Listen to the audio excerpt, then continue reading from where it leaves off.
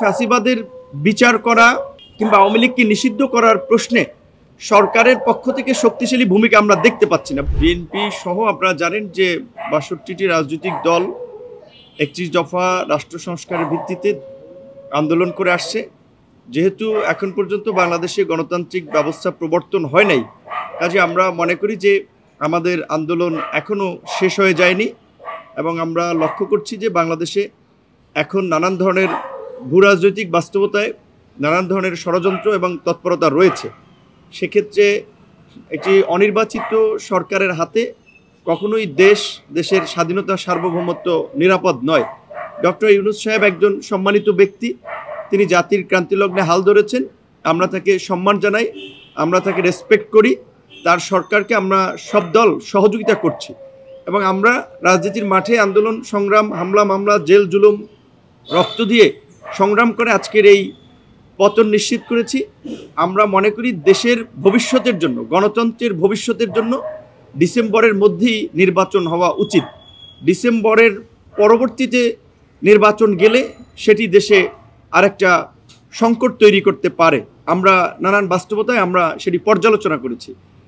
আর আমরা মনে করি যে জাতীয় ঐক্যমত্য কমিশনের কাছে যেহেতু ইতিমধ্যেই বিভিন্ন রাজনৈতিক দলগুলো লিখিত সংস্কার প্রস্তাবনাগুলো জমা দিয়েছে, আলোচনাও হয়েছে এবং আগামী ২-১ মাসের মধ্যেই তারা চাইলে যেই বিষয়গুলোতে ঐক্যমত তৈরি হচ্ছে সেগুলোর আলোকে একটা জুলাই চার্টার করে ডিসেম্বরের মধ্যে নির্বাচন তারা করতে পারে।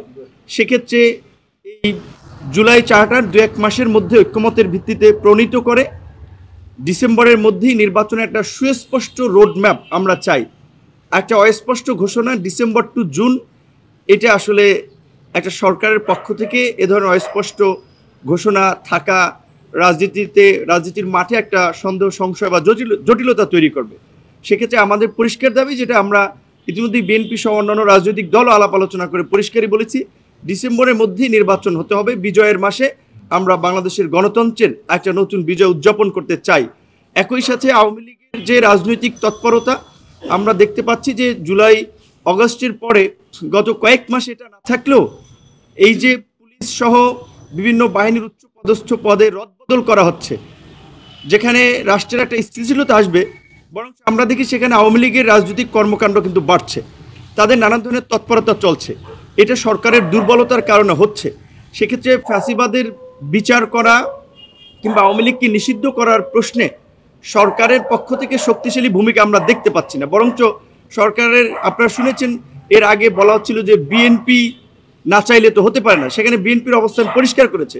কাজে আওয়ামী লীগ এবং ফ্যাসিবাদীদের নিষিদ্ধ করার প্রশ্নেও আমরা সরকারের একটা শক্ত পদক্ষেপ আশা করছি।